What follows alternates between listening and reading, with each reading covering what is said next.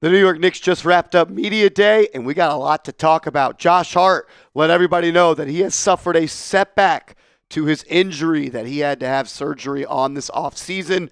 What is that going to mean? And we also got to hear from Mike Brown, really for the first time as the head coach of the New York Knicks. If you are ready, though, for Knicks basketball to be back, we are about less than a week away from training camp, less than 2 weeks away from preseason being here. If you're ready for Knicks hoops back in your life, hit that thumbs up icon.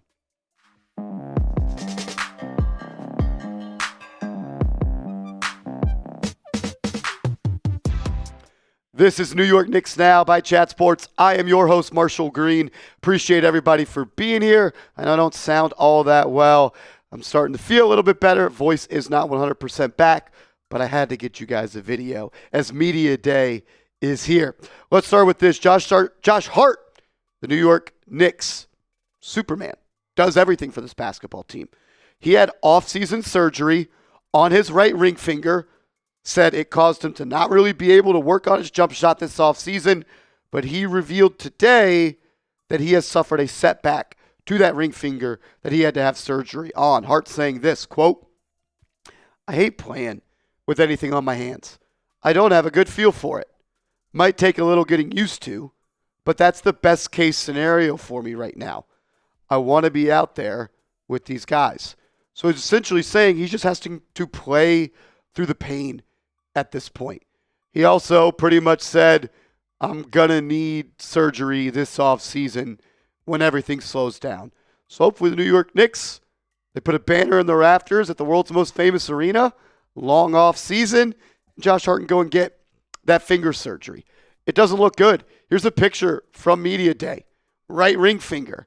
It looks like it's been bent out of place, and it looks like someone put an acorn inside his finger. It is fat. It is swollen.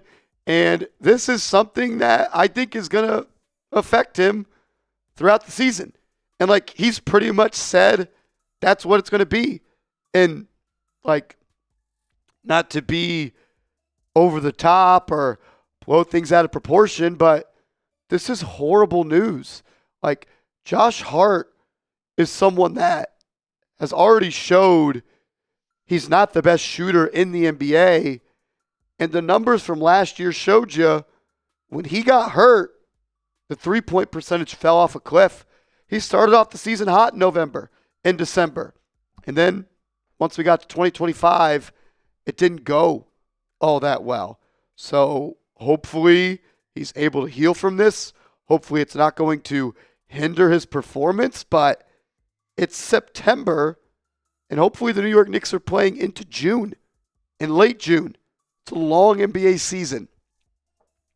I'm not sure this is just one of those injuries he's going to be able to shake off. Hopefully he's all right, though. He was also asked about potentially coming off the bench or being a starter under new head coach Mike Brown, and Josh Hart said this, "I had the best year of my career last year, but that's in the past. I think I'm a starter in the league. I think I deserve to be a starter in the league. But at the end of the day, it's about what's best for the team. Last year, talked about sacrifice the whole time and being a good steward of my gifts and those kind of things. It would be extremely selfish for me to go out there and demand to start. Whatever Mike Brown wants to do or doesn't want to do, I'm cool with it." And that's why I love Josh Hart. That's why I named my dog Hart. I love everything this guy's about. He is all team, all the time, doing what is ever best for the New York Knicks. And this is something that I am really looking forward to see what the New York Knicks are going to do with the starting lineup. So check the script for me, Andrew, if you can, real quick. Cool, perfect. And whether he comes off the bench or whether he starts, he's going to give it everything he's got. And he's going to leave it all out there. All grit, all grind, all the time. Got to have Hart, Josh Hart. I'll ask you, who do you want to be a starter this year? Is it Mitchell Robinson? Is it Josh Hart? Sound off for me. Alrighty, Mike Brown spoke to the media at length at Media Day. some takeaways I had. He said that the starting five is not set yet. And I'm totally okay with that. Training camp hasn't happened yet. There's no rush to this decision. You don't get any awards or extra wins in the regular season by announcing your starting lineup before the season starts.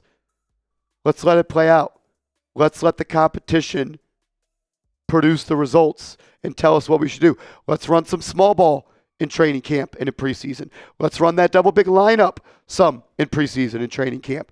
And whichever lineup produces the best synergy, let's roll with that. Sounds like it's going to be a deep rotation this year for the New York Knicks. Mike Brown talked about how he's a guy that in Sacramento ran with a 9.5 to 10-man rotation. Said he's planning to do the same with the New York Knicks this year. So you're going to see, obviously, Brunson, Bridges, Hart, Anunoby, Towns, Robinson.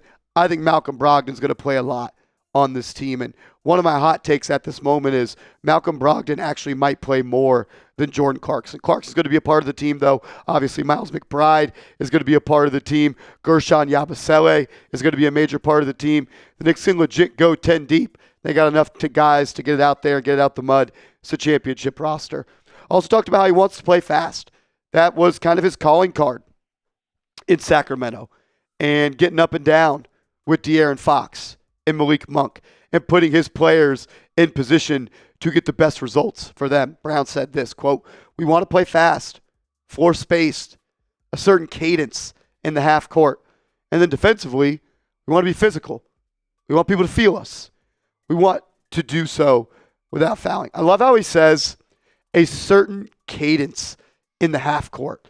Because, like, when you're just chopping it up with your buddies or friends, you say, oh, this team plays fast. That means right up and down, 7 seconds or less. Mike D'Antoni, fast break. Off the miss, get it to an outlet, let's run. Off a make, take it out of bounds, push it up court. Well, that is true. Mike Brown is a side-to-side speed team. Ball movement. When he was the coach of the Kings, they were consistently at the top of the league in passes made per game. Under Tom Thibodeau, the New York Knicks were at the bottom of the league in passes made per game. So yes, I'm expecting more fast break looks, more up and down looks, but I'm expecting the ball and player movement to go way up for the New York Knicks this year in the half court.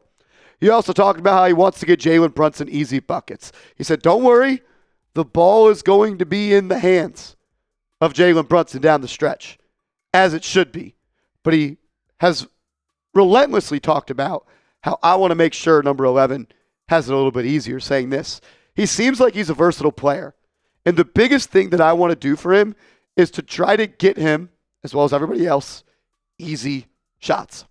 One of the easiest shots in the game of basketball is a spray three, a catch and shoot three. We're going to try and get him in a lot of those situations. And look, if you're new to the show, welcome. Appreciate you. Hit that sub button. If you're not, you know I have said for 3 years in a row, Jalen Brunson is one of the best off-the-ball players in the NBA. And Mike Brown was the assistant head coach for a team in Golden State that employs Steph Curry, and he's the best off-ball player ever. I expect for him to steal some of those sets from Steve Kerr and apply those to Jalen Brunson. Because when you shoot 48% off the catch from three, 45% off the catch from three, and 42% off the catch from three, that is a weapon that hasn't been used all that much. 1.9 attempts, 2.5 attempts, 1.9 attempts. The Giants. The Knicks, they have to work that in a little bit more. And if you can get Brunson easy buckets, keeps him a little bit fresh, and then you can go and win the game in the clutch. A couple more thoughts coming up, but I want to let you guys know this New York Knicks tumbler, major sale. Was $50. Now it's $20. Chatsports.com/NYK Tumbler. Chatsports.com/NYK Tumbler. Take advantage of the deal today. Mikal Bridges spoke to the media. Not everybody had a sit-down media availability session. Mikal Bridges did. He seemed re-energized. Seemed like there was just a different level of comfort and excitedness. He talked about how last year was tough, how he didn't play his best, how the fans were tough on him. Well, welcome to being a New York sports athlete, Mikal. This ain't Brooklyn. But Mikal Bridges didn't get asked to be traded to the Knicks for 6 first-round picks. So even though I've been extremely critical of him, always wasn't that fair. Hopefully this year he plays better. I believe he will. I think the Mike Brown system will benefit him, and it seems like he's ready for the challenge and re-energized and ready to play his best ball of his career. Karl-Anthony Towns addressed the rumors that he had off-season procedures on his hand and his knee. Said it didn't happen. So Cat coming into the season healthy, as is Jalen Brunson. We know Brunson had been dealing with those ankle injuries the past couple of, really the whole second half of the season for the New York Knicks. But Jalen Brunson said no setbacks. He's ready to rock and roll, and he's ready to help this team do what needs to be done. Season's almost here, guys. Training camp starts tomorrow. I think I said in a week. It's tomorrow. You're a week away from the first preseason game, and we are less than a month away from the season opener against the Cleveland Cavaliers. If you're ready for hoops, hit that thumbs up icon. Make sure you are following me on social media. I'm on Twitter. I'm on IG @MarshallGreen_.